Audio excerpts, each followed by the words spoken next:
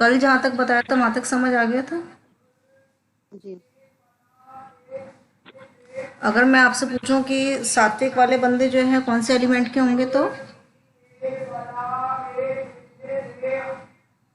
बताइए। एलिमेंट। सात्विक एलिमेंट है। सात्विक एलिमेंट ये क्या नाम, एयर एलिमेंट। Air element. कफ वाले और और वाटर एलिमेंट वाले कौन से होते हैं? कफ वाले। ये तीसरे नंबर पे कौन सा आता है? तामसी तामसी। तामसी। तामसी। तामसिक। हाँ मैम। हाँ मैम। ऐसे लोग जिन्हें कि जो है साम दाम दंड भेद हर हालत में जो है अपना काम निकलवाना है, कौन से लोगों के? जी, तामसिक। तामसी। तो अब तो आप पहचान कर लोगे इतनी तो कि कौन आदमी किस टाइप का है। कोई क्लाइंट आपके पास और गरम। कोई क्लाइंट आपके पास आया है, वो आपसे क्या कह रहा है और वो आपको पहचान सकते हो कि वो किस टाइप का बंदा होगा,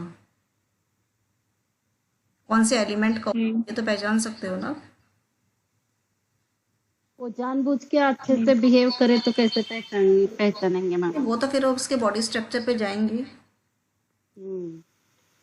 बॉडी स्ट्रक्चर पे जाएंगे, अगर वो ज्ञान की बातें ज़्यादा कर रहा है तो एयर हो गया। ठीक है।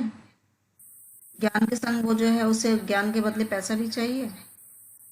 टोटली ज्ञानी जो होते हैं ना वो तो एयर में आते हैं, टोटली ज्ञानी जिनको किसी भी लालच की कोई गुंजाइश है ही नहीं कुछ भी, वो एयर में आते हैं सब। और जिन पे टोटली ज्ञान होगा ना वो लोग क्या है कि कर्म करने से घबराते हैं, क्योंकि उन्हें ना तो फल चाहिए ना कर्म चाहिए। जो एयर एलिमेंट वाला बंदा है उससे कहो कि तू काम कर ले खूब और तू पूजा पाठ कर ले, ठीक है, तो वो नहीं करेगा। उसे केवल ज्ञान की भूख होती है, उसे ज्ञान की भूख होती है। और जो कर्म वाला इंसान होगा उससे ज्ञान की भूख नहीं होगी, भक्ति की भूख नहीं होगी, उसे केवल कर्म करना है। और जो भक्ति वाला होगा, वाटर एलिमेंट वाले भक्ति वाले होते हैं, इनसे ज्ञान और कर्म नहीं होगा। इन तीनों को हम कैसे मैं मैच तो करेंगे आपस में? सुनिए, कैसे मैच करेंगे आपस में इन सबको। सबसे पहले हम एयर एलिमेंट की बात करते हैं। एयर एलिमेंट वाला बंदा कैसा होगा? ये होता है वात प्रकृति का, पता है आपको, अब ये वात प्रकृति का होता है ये। इनका बॉडी स्ट्रक्चर जो होता है, जो मैंने आपको बताया था कि कौन सी एज देखनी है हमें, जब हमारी कॉलेज लाइफ होती है उस एज पे हम पहुंचेंगे। उस एज पे यदि हम पहुंचते हैं तो ये पतले दुबले होंगे उस टाइम पे, बिल्कुल सिंगल हड्डी जिसे बोलते हैं, ऐसे बॉडी स्ट्रक्चर होता है बिल्कुल। ठीक है। और उस टाइम पे इनका वजन बहुत कम होता है, चेस्ट भी बिल्कुल फ्लैट होती है, और इसके अलावा जो है इनकी स्किन भी बिल्कुल ड्राई होती है। अब आप कहेंगे पतले दुबले तो सभी होते हैं उस एज पे, जी। लेकिन ऐसा नहीं है। जिसकी स्किन ड्राइनेस में होती है वो आपका एयर में आ जाएगा, क्योंकि वायु का काम क्या है? सुखाना। वायु का काम क्या होता है? सुखाना। तो जहाँ सूखा वर्ड जहाँ आ गया, कोई इंसान जो है उस स्टेज से लेके और अभी तक भी जो है सूखे का सूखा ही है, मतलब पतला ही है, शादी भी हो गई लेकिन अभी भी वैसे का वैसा ही है, तो वो एयर एलिमेंट का ही बनता है। मतलब उसने अपना एयर एलिमेंट मेंटेन कर रखा है। और जो इंसान एयर एलिमेंट का है, पतला दुबला है, वो शादी के बाद बिल्कुल फूल के कुप्पा हो गया, तो उसने एयर एलिमेंट अपना ख़त्म कर दिया है। ठीक है। मतलब ज्ञान ख़त्म कर दिया अपना, क्योंकि उसकी जो टेंडेंसी है भगवान ने उसे भेजा है एयर एलिमेंट का बना के। अब उसे खुद चेंज कर रहे हो आप, वाटर में या उसमें फायर में कन्वर्ट करके। अभी बॉडी स्ट्रक्चर की बात, बॉडी स्ट्रक्चर की बात कर रहे हैं, ध्यान रखना। बॉडी स्ट्रक्चर में एयर वाले कैसे होंगे? पतले दुबले होंगे, बिल्कुल फ्लैट जिसे बोलते हैं, और इनकी स्किन ड्राई होगी। Drain sky sky sorry dry skin कैसे होगी? जैसे आप ऐड देखते हो, वैसलीन वगैरह के ऐड आ रहे हैं, अब सर्दियों में विंटर में बहुत ऐड आएंगे।